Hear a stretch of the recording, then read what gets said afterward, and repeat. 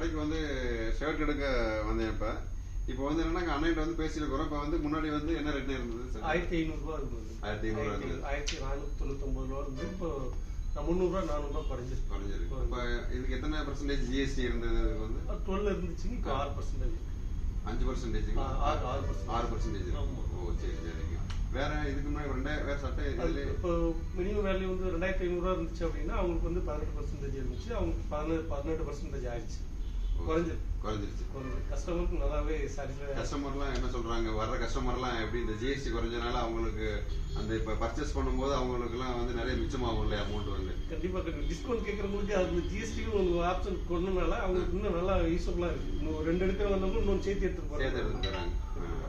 அப்ப அவங்களுக்கு வந்து ஒரு 5000 ரூபாய்க்கு எடுக்கிறாங்கன்னா அவங்களுக்கு வந்து ஒரு 500 ரூபா 600 ரூபா லெஸ் ஆகும். சட்டை வந்து இப்ப 1300 ரூபா 400 சட்டை வந்து இப்ப வந்து 12% இருக்கிறது வந்து இப்ப 6% வந்து. ஓ சரி சரி. அப்ப மக்களுக்கு வந்து பொதுமக்கள் வர்றவங்களுக்கு எல்லாம் கேக்குறாங்க, அவங்களே கேக்குறாங்களா எப்படி ரேட் வந்து இந்த மாதிரி வச்சிருக்கீங்க? ஜிஎஸ்டி எல்லாம் எப்படி குறைச்சிருக்காங்க, என்ன பண்ணி கேக்குறாங்க. விழிப்புணர்வு இருக்கிறாங்க கண்டிப்பா.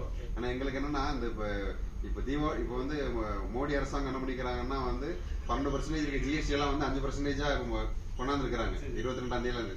அப்போ வந்து வரக்கூடிய கஸ்டமர் எல்லாம் இது வந்து அவங்களுக்கு எப்படி அதை உணர்றாங்க, எப்படி சந்தோஷப்படுறாங்களா அப்படிங்கறது தெரியணும்ல.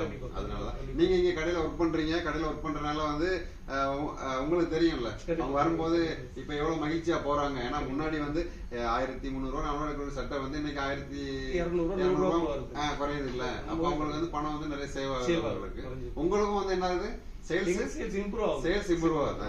உங்களுக்கு வந்து சேல்ஸ் இம்ப்ரூவ் ஆகுது. அதான் அப்ப வந்து பொதுமக்களுக்கும் மகிழ்ச்சி, கடை உங்களுக்கும் வந்து மகிழ்ச்சி. ஓகே.